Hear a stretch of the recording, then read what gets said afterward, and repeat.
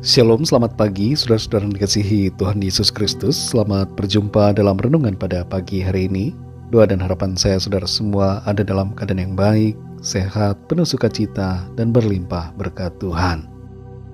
Sebelum kita mendengarkan renungan firman Tuhan, mari kita berdoa. Terima kasih Tuhan Yesus, kami mengucap syukur untuk pagi hari ini. Tuhan sudah menolong, melindungi kami dari malam hingga pagi ini.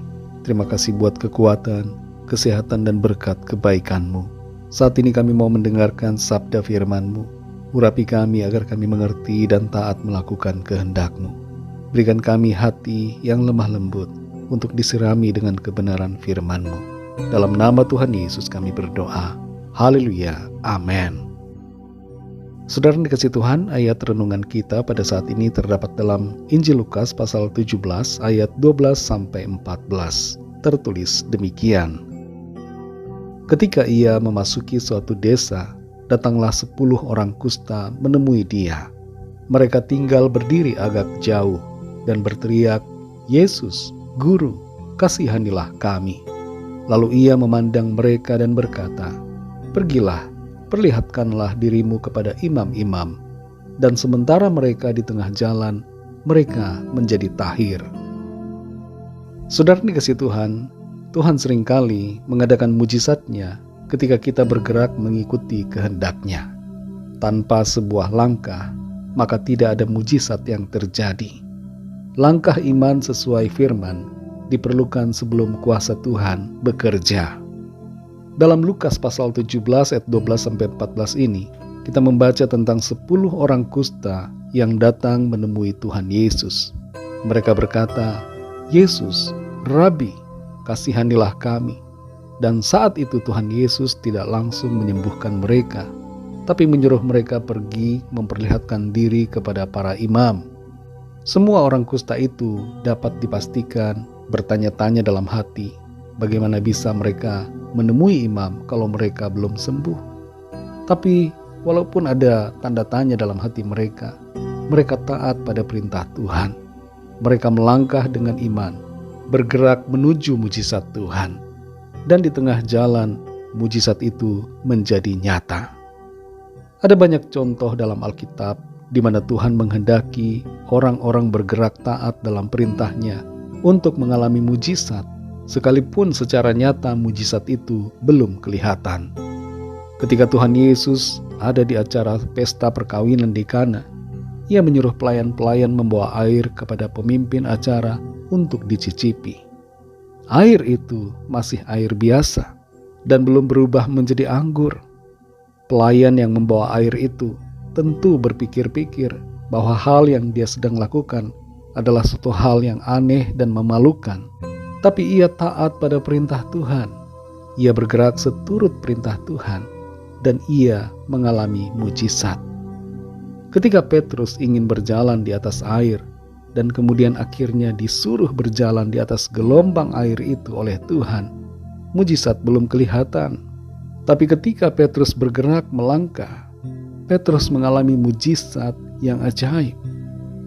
Ketika ibu janda yang anaknya akan diambil oleh para penagih hutang disuruh oleh Nabi Elisa meminjam bejana-bejana kosong dari para tetangganya dan kemudian menuangkan minyak yang tersisa hanya sedikit yang dimilikinya ke dalam setiap bejana yang ada. Tentu ada tanda tanya yang muncul dalam benak ibu janda itu mengenai hal yang tidak masuk logika yang disuruh oleh Nabi Elisa. Namun ibu ini taat dan bergerak menuruti perintah yang disampaikan Nabi Elisa. Dan apa yang terjadi? Mujizat itu termanifestasi. Untuk menerima janji Tuhan mengenai tanah Kanaan, bangsa Israel perlu bergerak sesuai dengan janji Tuhan, baru mengalami mujizat penggenapan yang ajaib. Ketika mereka tidak percaya dan ragu dan tidak mau melangkah, mereka tidak bisa mengalami apa yang dijanjikan. Saudara yang dikasihi Tuhan, Tuhan mau kita bergerak seturut dengan firman-Nya. Tuhan mau kita melangkah sesuai dengan janji-Nya. Meskipun kita belum dapat melihat mujizat-Nya, kita harus melangkah. Kalau Tuhan sudah perintahkan, kalau firman-Nya sudah mengatakan, maka bagian kita bukanlah melawan, bukan meragukan, tapi melakukan dengan taat. Dan ketika kita taat, maka kita akan alami secara nyata mujizat yang Tuhan kerjakan dalam hidup kita. Apa yang saat ini sedang saudara pergumulkan? Masalah apa yang sedang saudara alami?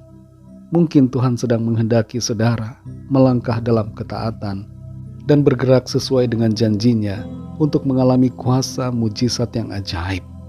Janji Tuhan adalah pasti, tapi tanpa langkah iman, maka itu tidak akan terjadi. Dalam 2 Korintus 5 ayat yang ke-7, terjemahan dari bahasa aslinya berbunyi, "Karena kita melangkah dengan iman, bukan dengan melihat." Mari saudara yang dikasihi Tuhan, bergeraklah menuju mujizat Tuhan. Melangkahlah dalam ketaatan untuk mengalami penggenapan janji firman Tuhan. Mari kita berdoa. Bapa, dalam nama Tuhan Yesus Kristus, kami mengucap syukur untuk firman-Mu yang sudah kami dengar pada saat ini. Kami belajar dari firman-Mu untuk melangkah bukan dengan melihat, tapi dengan iman kami. Iman, ketaatan pada janji firman Tuhan. Maka mujizat-Mu pasti terjadi. Penggenapan dari janji firman-Mu akan termanifestasi dalam hidup kami.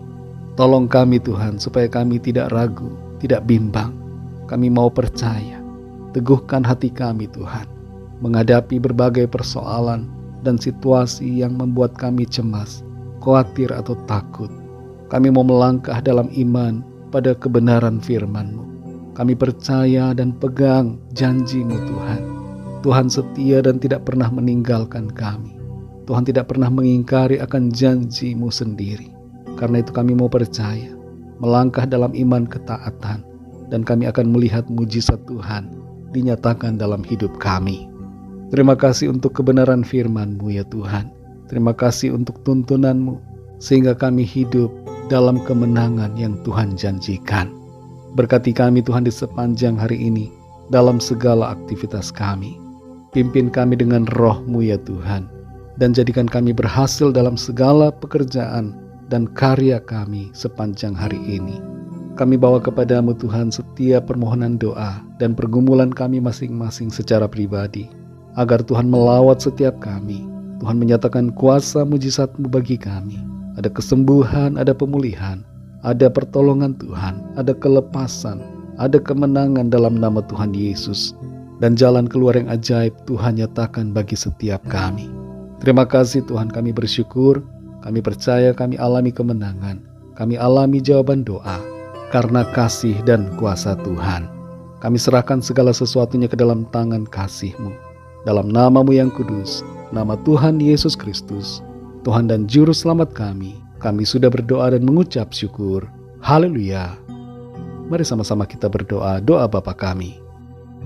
Bapa kami yang di sorga, dikuduskanlah nama-Mu, datanglah kerajaan-Mu, jadilah kehendak-Mu di bumi seperti di sorga. Berikanlah kami pada hari ini makanan kami yang secukupnya, dan ampunilah kami akan kesalahan kami, seperti kami juga mengampuni orang yang bersalah kepada kami. Dan janganlah membawa kami ke dalam pencobaan, tetapi lepaskanlah kami daripada yang jahat, karena Engkaulah yang punya kerajaan dan kuasa dan kemuliaan sampai selama-lamanya. Amin. Terimalah berkat Tuhan. Tuhan memberkati engkau dan melindungi engkau. Tuhan menyinari engkau dengan wajah-Nya dan memberikan kasih karunia. Tuhan menghadapkan wajah-Nya kepadamu dan memberikan damai sejahtera. Berkat anugerah dari Bapa Surgawi, cinta kasih karunia dari Tuhan Yesus Kristus, dalam persekutuan dan penghiburan Roh Kudus, menyertai kita semua sekarang ini dan sampai selama-lamanya. Dalam berkat nama Tuhan Yesus Kristus. Haleluya. Amin. Puji Tuhan, saudara yang dikasihi Tuhan, saya percaya firman Tuhan menjadi berkat dan kekuatan buat saudara semua, dan Roh Kudus akan menolong saudara untuk lebih lagi memahami kebenaran firman Tuhan. Tuhan Yesus memberkati saudara semua. Sampai jumpa dalam renungan yang berikutnya. Haleluya.